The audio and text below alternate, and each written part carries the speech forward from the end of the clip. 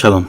Pues vamos a comenzar con nuestro estudio de semana. Nuestro estudio lo encontramos en la Parashá Vayigash, que es la Parashá número 11. Está en el libro de Bereshit o Génesis, a partir del capítulo 44, verso 18, al capítulo 47, verso 27. Nuestra Haftará en el libro de Ezequiel, capítulo 37, versos del 15 al 28. Y en el Nuevo Testamento, en el Brit Hadashah, lo encontramos en Efesios 2, del 1 al 10. En este shur vemos que Judá es quien da un paso adelante para hablar con Yosef. Yosef se da a conocer a sus hermanos y se reconcilia con ellos. El faraón es parte de la alegría de Yosef. Yosef da regalos a sus hermanos y manda con bendición a sus hermanos para ver a su padre Jacob. Jacob recibe la noticia de que Yosef estaba con vida. Jacob emprende el viaje a Egipto para reunirse con Yosef. El nacimiento de Yochebed, la madre de Moshe. Las 70 descendientes, las 70 almas que descienden con Jacob a Egipto, el asentamiento de Goshen de la familia de Jacob, el encuentro de Jacob con el faraón, entre más temas con gran sabiduría a la luz de la Torah. Este tema le hemos puesto como subtítulo: Vivir con Shalom es vivir en plenitud. Nuestro estudio comienza citando lo siguiente: Vayigash.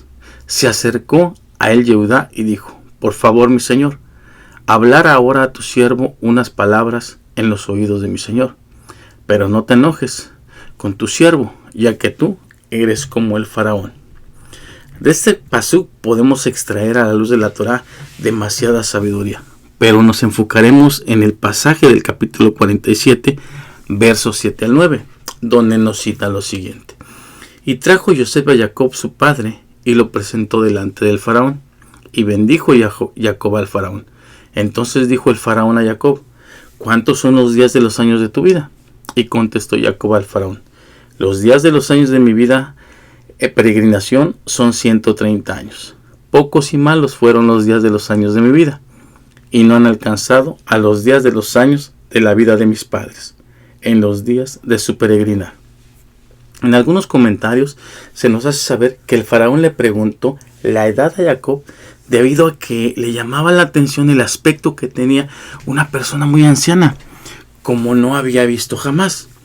De ahí la contestación de Jacob, de que le faltaba aún para alcanzar la edad que llegaron a tener sus padres Abraham y Isaac, pero que él se había avejentado por llevar una vida llena de tribulaciones. El faraón entendió perfectamente que aunque la persona haya vivido una vida muy larga, es probable que no haya aprovechado al máximo la mayoría de sus años de vida, sino solo algunos pocos años fueron los que vivió con toda su plenitud. ¿Cómo es que estamos viviendo nuestros días en este momento? ¿Cómo nos encontramos hoy en este mundo terrenal? ¿Tenemos más días buenos que malos o más días malos que buenos? ¿Nuestra vida ha sido una vida llena de tribulaciones o una vida plena en shalom, en paz? Filipenses 4, 6 al 7 nos cita: por nada estéis afanosos, sino sean conocidas vuestras peticiones delante del Eterno, en toda oración y ruego, con acción de gracia. Y la paz del Eterno, que sobrepasa todo entendimiento, guardará vuestros corazones y vuestros pensamientos en Mashiach. Otra versión nos cita: no se preocupen por nada, más bien en toda ocasión, con oración y ruego, presenten sus peticiones al Eterno y denle gracias. Y la paz del Eterno, que sobrepasa todo entendimiento, cuidará sus corazones y sus pensamientos en Mashiach. Debemos de saber hacer a un lado el afán y las preocupaciones del diario vivir, porque siempre habrá afán o preocupaciones, como nos lo dice Mateo 6:34. Por tanto, no estés ansioso por el día de mañana, porque el mañana trae consigo sus propios problemas. Suficiente para nosotros es la fatiga de cada día. En lugar de preocuparnos, se nos instruye a llevar todo al Eterno. No por algo nuestro maestro de justicia, Yeshua HaMashiach, nos dijo: vengan hacia mí todos los trabajados afanosamente y que están cargados, ya que yo los haré descansar. Desde una perspectiva hebrea, este texto de Mateo 11:28 se entiende no solo como un consuelo emocional, sino como una instrucción profunda para vivir en Shalom, con una paz completa de Hashem, bajo la autoridad de Mashiach. El concepto del yugo, en el contexto judío del primer siglo, un yugo no era solo un instrumento agrícola, era una metáfora, una manera para enseñar o la interpretación de la Torá. En aquellos tiempos, y era muy estricta y religiosa, que la mayoría de los que querían hacer lo correcto vivían abrumados por interpretaciones legales y rígidas y muy pesadas para ellos. Yeshua, al decir mi yugo es fácil, ofrece una forma de vivir la voluntad del Eterno basada en la relación y el amor, no en el cumplimiento por temor. Para quitar las preocupaciones debes dejar de intentar ganar el favor de Hashem por tus propios méritos y confiar en su provisión. Pongamos el ejemplo del descanso en Shabbat. No es la ausencia de actividad, sino la presencia de paz en medio de la actividad. Porque es inevitable, ya que aún en Shabbat existirán actividades que traerán su afán de ese día. Vivir en Shalom, vivir en paz, significa entrar en un Shabbat espiritual. Y no solo el séptimo día, esto debe de ser diario, confiando en que el Mashiach ya ha llevado consigo las cargas, los afanes, los problemas más pesados de cada uno de nosotros, y que gracias a él podemos tener esa paz. El Midrash nos dice que Jacob le dijo al faraón que sus años de vida han sido pocos y malos, no logrando la felicidad que caracterizó a la vida de sus antepasados, motivo por el cual Hashem reprendió a Jacob diciéndole: ¿acaso te estás quejando del mal que sobrevino a tu vida? ¿Acaso no te salvé de las manos de Labán, de las manos de Sab? ¿No te devolví a tu hija Dina? Y ahora te estoy devolviendo a Yosef. Con todo esto, aunque te quejes de la vida que has llevado, por estas acciones acortaré los años de tu vida, y en lugar de vivir hasta los años que vivió tu padre Isaac, ¿sí?, solo vivirás hasta los 147 años. Podemos entender realmente cómo es que nosotros queremos vivir nuestra vida. Ahora, Primera de Tesalonicenses 5:18 nos dice: dad gracias en todo, porque esta es la voluntad de Hashem para con vosotros en Mashiach Yeshua. Aprendemos que no debemos quejarnos, sino ser agradecidos sin importar las circunstancias, ya que todo es voluntad de Hashem. Si bien sabemos que Jacob vivió 147 años, de los cuales solo fueron buenos 17 años en los cuales Yosef vivió con él, y 17 años cuando supo que él estaba vivo, por lo que fue un total de 34 años de vida de gozo y paz que Jacob pudo vivir, ¿sí?, en plena plenitud de esos 147. Es decir, solamente 113 años de vida no fueron tan buenos para Jacob. Vivió en preocupación, en tristeza, angustia, frustración, temor, aflicción, duelo. Y esto lo podemos ver en el capítulo 45, verso 27 de nuestro estudio, donde nos dice lo siguiente: hablaron a él todas las palabras de Yosef. Él les había hablado cuando vio los carruajes que había enviado Yosef para llevarlo a él. Revivió el espíritu de Jacob, su padre. Jacob recuperó el Ruach HaKodesh, el Espíritu Santo o el espíritu de profecía. ¿Pero por qué perdió la profecía o el Ruach HaKodesh? Se nos enseña que la presencia divina, la Shekhinah y el don de la profecía no pueden morar en alguien que está sumido en una tristeza profunda o en una depresión.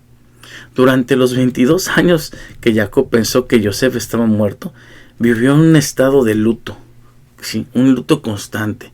¿Cuántas personas han perdido a seres queridos y han pasado ya demasiados años y aún siguen de duelo? Al estar en ese estado, inmediatamente dejamos que exista en nuestra vida una muerte, ¿sí?, que venga una muerte espiritual, causando la tristeza. Y ese canal de comunicación y revelación directo con la presencia divina se cierra por completo. El término hebreo Bitji Ruach, y vivió su espíritu, nos dice que regresó la presencia divina a su vida y con ello el de la profecía. Pero cuando sucedió esto, al momento de tener a la vista los carruajes, en ese momento Jacob comprendió que Yosef no solo estaba vivo físicamente, sino que seguía siendo fiel a las enseñanzas espirituales. Pero ¿por qué Jacob, si era un hombre de fe, no la conservó para que todo lo que le acontecía no tan bueno fuera causa de desánimo en su vida? Porque hasta que él tenía a la vista los carruajes que envió Jacob, es que revive su espíritu. Cuando se nos enseña que la fe es la certeza de lo que se espera, la convicción de lo que no se ve. Hebreos 11:1.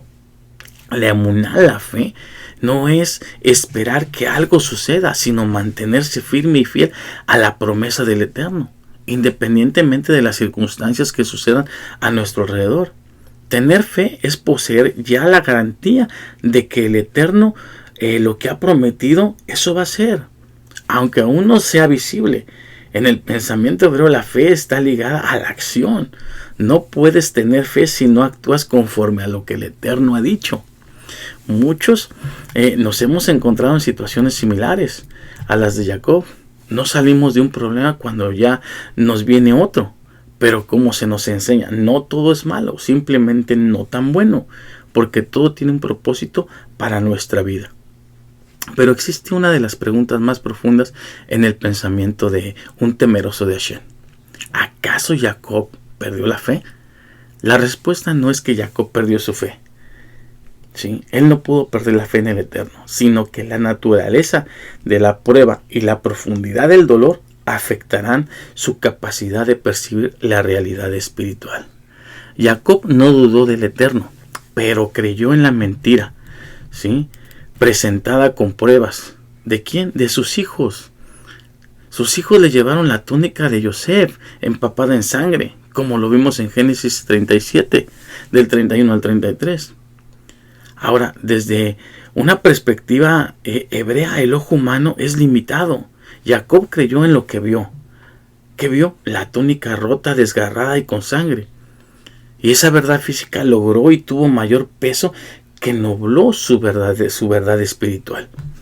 A veces nuestras preocupaciones nos hace creer que lo que vemos, ¿sí?, la falta de economía, la enfermedad, el desempleo o los problemas a diario, y esta es una realidad que al final del día la estamos viendo y la estamos viviendo, haciendo olvidar que el Eterno tiene un plan oculto para cada uno de nosotros, tal como lo tenía con Yosef en Egipto.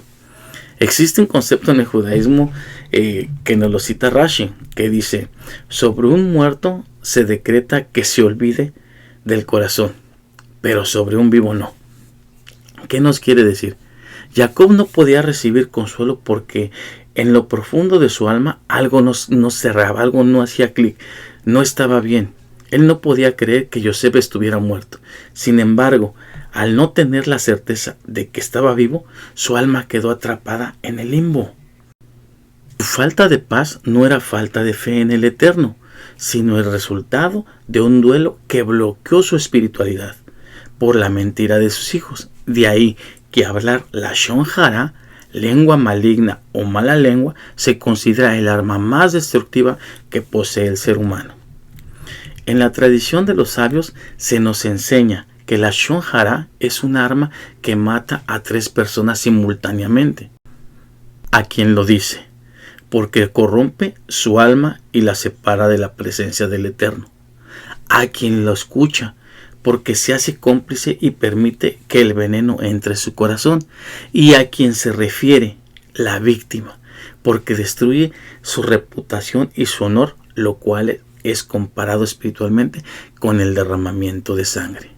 A diferencia de un cuchillo o una espada donde el agresor debe estar cerca, la lashon hara se compara con una flecha. Una vez que es disparada, no puede traerla de vuelta. Puede herir a alguien a gran distancia, y más a hoy en día a través de las redes sociales. Desde la perspectiva hebrea, así como el mundo fue creado por la palabra de Elohim, el ser humano tiene el poder de crear paz o destruir mundos mediante sus palabras. Aprendemos que para tener una vida en paz, sin ansiedad y preocupaciones, el control del habla es vital, porque gran parte de nuestras preocupaciones viene de juzgar a los demás y esperar a ser juzgados. Cuando sujetamos nuestra lengua, nuestra mente descansa y cerramos puertas espirituales de maldad. Se enseña que la Shonjará despierta al acusador, a Hasatán, en las cortes celestiales. De esta forma, el hablar bien de los demás hace la Shon Tov. Cerramos la puerta a las acusaciones contra nosotros mismos, permitiendo que el Shalom, la paz, fluya en nuestras vidas. Ahora, se nos enseña que antes de usar nuestra lengua, debemos pasarla por 3 filtros. Pensar antes de hablar si lo que vamos a decir es verdad. Pensar si es necesario lo que tengamos que expresar. Y pensar si es bondadoso lo que vamos a hablar. Si nuestras respuestas no pasan los 3 filtros, el silencio es nuestro mejor camino para el Shalom, para la paz. Jacob perdió su alegría, simjá en hebreo, que se traduce comúnmente como alegría o gozo, pero su significado es mucho más profundo que una simple emoción pasajera o felicidad basada en circunstancias externas. Es la capacidad de regocijarse en la conexión con el Creador, incluso cuando las circunstancias son difíciles, como nos lo dice Nehemías 8:10. El gozo del Señor es vuestra fuerza. Cuando eliges vivir en simjá con alegría, estás uniendo tu realidad presente con la eternidad del Creador, lo que hace que las preocupaciones actuales pierdan su peso. La falta de alegría es lo que permite que la preocupación tome el control. Pero la alegría es la capacidad de regocijarse en la conexión con Hashem, incluso cuando las circunstancias son muy difíciles. Ahora, simjá, la alegría, se alimenta de agradecer lo que se tiene hoy, en lugar de sufrir por lo que falta mañana. Ayudar a otras personas con alegría, que esto hace que se desconecte el enfoque de los problemas, ¿sí?, que ellos tienen. Jacob tenía fe en las promesas de Hashem para su descendencia, pero su tristeza le impidió tener fe en que esa situación específicamente terminaría bien. Esto nos enseña que el dolor emocional no tratado puede silenciar nuestras capacidades de escuchar y percibir la voz del Eterno. Pero todo tiene un propósito por Hashem en la vida de cada uno. No todo lo que nos sucede es malo. Se nos enseña que simplemente no es tan bueno. Si bien en ocasiones el Eterno oculta su rostro, incluso de los más grandes profetas, para que se cumpla un propósito mayor, como le sucedió a Jacob. Si Jacob hubiera tenido una visión profética de que Yosef estaba en Egipto, posiblemente habría ido a rescatarlo inmediatamente. Esto habría impedido que él cumpliera el propósito de ser el salvador del pueblo de Israel. Sombra profética de Mashiach, como el Mashiach ben Yosef, un Mashiach sufriente. La fe de Jacob fue probada en silencio. Su error no fue dejar de creer en el Eterno, sino permitir que el dolor dictara su estado espiritual por esos años. Jacob recuperó la profecía cuando decidió creer en el buen reporte, ¿sí?, que Yosef vivía. Para quitar toda preocupación, debemos aprender a creer en las cosas del Eterno por encima de las circunstancias o problemas que enfrentemos a diario. La paz vuelve cuando entendemos que aunque no veamos a Yeshua, nuestro Mashiach, Él está gobernando en un lugar que aún no alcanzamos a ver. Pero pronto vendrá. He aquí que viene con las nubes y todo ojo le verá. Y los que le traspasaron y todos los linajes de la tierra harán lamentación por él. Sí, amén. Así nos dicen las escrituras. No dejemos que la desesperación, las preocupaciones del mañana nos roben lo que el Eterno tiene para nosotros. Cuando se nos dice que miremos las aves del cielo que no siembran ni ciegan ni recogen en graneros, y vuestro Padre Celestial las alimenta, ¿no valemos nosotros más que ellas? Debemos tener confianza, bitajón. Al igual que Jacob recuperó su conexión espiritual cuando aceptó que Yosef vivía, nosotros debemos recuperar esa misma conexión al saber que Mashiach resucitó y vive. De esta forma nosotros recuperamos nuestro gozo, nuestra alegría y nuestra paz cuando confiamos en que Mashiach tiene el control de lo que creíamos haber perdido. Necesitamos shalom, necesitamos paz. como un instrumento para escuchar al Eterno y vivir con un propósito. Es necesario cultivar un espíritu de gratitud, de alegría y de paz, ya que la desesperación, la frustración, el afán y los problemas nos nublan la visión del espíritu del reino.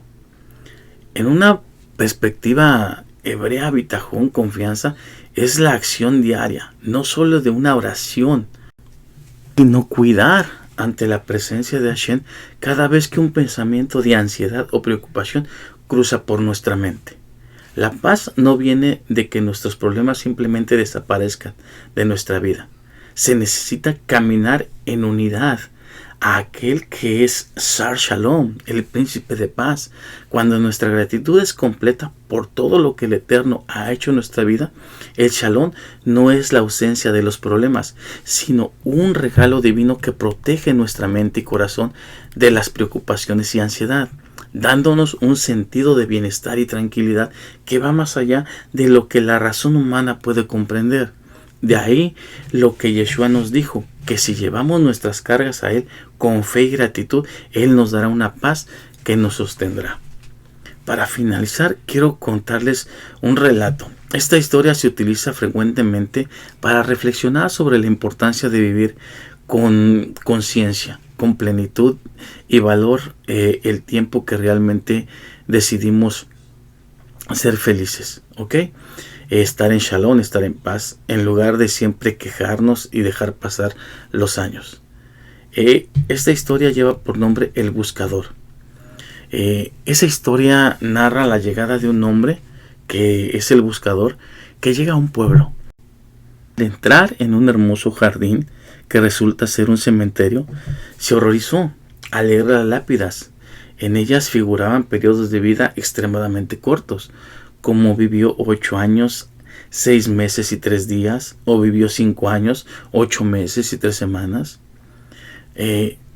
Nos dice que al ver que casi nadie superaba los 11 años de vida, el buscador rompe en llanto, creyendo que una terrible maldición azotaba a los niños del pueblo. Sin embargo, el cuidador del cementerio explica la verdad sobre la corta edad grabada en las lápidas. Le comenta que existe una libreta de vida, como tradición en ese lugar. Cuando un joven cumple 15 años, recibe una libreta para colgársela en el cuello. La costumbre dicta que cada vez que la persona disfrute de un momento de plenitud, de felicidad o de gozo, como un primer beso, el nacimiento de un hijo, un viaje deseado o un encuentro especial, debe anotar qué disfrutó y cuánto tiempo duró ese gozo intenso. Esto era el tiempo real vivido. Cuando alguien muere, se abre su libreta y se suman únicamente esos momentos de alegría y plenitud. Ese resultado es el que se graba en las lápidas, pues para ese pueblo ese es el único verdadero tiempo de vida en plenitud. Esta historia es una herramienta poderosa para aplicarla. Los conceptos de sinjá, de alegría, o bitajón, de confianza, ¿sí?, de los que hemos estado hablando, ayudándonos a eliminar las preocupaciones y vivir en paz. Y la clave para vivir una vida en plenitud desde una perspectiva de conciencia espiritual. La mayoría de las personas pasan sus vidas preocupadas por el futuro o lamentándose las pérdidas o lo que no lograron hacer en el pasado. La historia nos enseña que el tiempo que pasamos en angustia no cuenta como una vida en plenitud. Si hoy pasamos 5 horas preocupados por el dinero o el trabajo, por los problemas familiares y afanes diarios, esas 5 horas no sumaron a tu libreta. La plenitud nace de entender que la paz solo existe tiempo que viviste con alegría y shalom. En las libretas de cada persona que vivía en el pueblo no solo se anotaba grandes hazañas y logros, sino momentos como un encuentro con amigo o el sabor de una fruta que agradaba al paladar. Esto nos enseña que la gratitud a las pequeñas bendiciones diarias, nuestro tiempo de vida real aumenta. La preocupación desaparece cuando dejamos de mirar lo que falta y empezamos a estar satisfechos con lo que tenemos. A veces nos obsesiona vivir muchos años, pero no nos importa la calidad de estos años. La lección es mejor vivir pocos años en plenitud y paz con el Eterno que 100 años de estrés y amargura. Como dice el Tejilín o Salmo 90:12, enséñanos de tal modo a contar nuestros días, que traigamos al corazón sabiduría. Contar los días no es ver cuántos días han pasado o cuántos te quedan, es hacer que cada día cuente como un día vivido al máximo. Es una responsabilidad personal de cada uno tener días alegres. La libreta la lleva cada persona y es su responsabilidad anotar sus vivencias personales. Nadie más podía anotar en ella. Nosotros somos los responsables de buscar esos momentos de conexión con el Eterno. No podemos esperar a que la vida tenga un momento perfecto para estar en paz. La paz se construye eligiendo qué momentos merecen ser registrados en tu corazón. Nosotros no debemos esperar ese momento perfecto, debemos hacer el momento perfecto.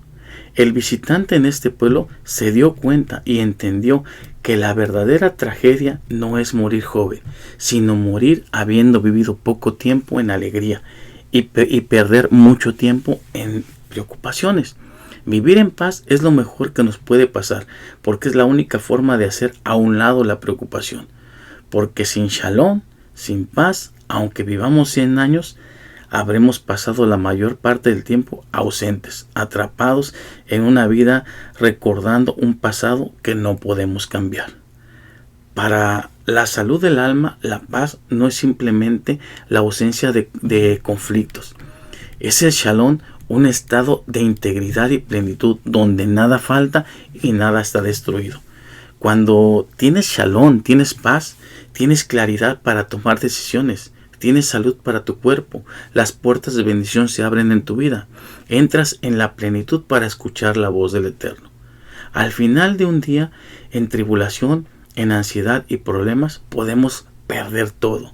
Pero si conservamos el shalom, conservamos esa paz, como dijo Yeshua, mi paz os dejo, mi paz os doy, en Juan 14:27. Él no dejó dinero, ni castillos o comodidades de este mundo. Él dejó su shalom, su paz, indicando que este es el regalo más valioso que podamos tener. Vivir en paz es el mayor éxito del ser humano porque es la prueba de que confiamos totalmente en el Eterno, porque nada de lo que ocurra a nuestro alrededor puede mover los cimientos de lo que tenemos dentro. Así que los invito a llenar esa libreta con minutos de alegría y paz, y que ese es el único tiempo que realmente contará en nuestras vidas. Santiago nos cita, ¿hay alguien sufriendo en nosotros? Haga tefilá, haga oración. ¿Está alguno alegre? Cante alabanzas. ¿Está alguno enfermo entre nosotros? Haga que llamen a los justos de la comunidad y que oren por él, ungiéndolo con aceite con la autoridad dada por nuestro Mashiach. Y el hacer la oración de voto al enfermo sanará, y el Eterno lo levantará.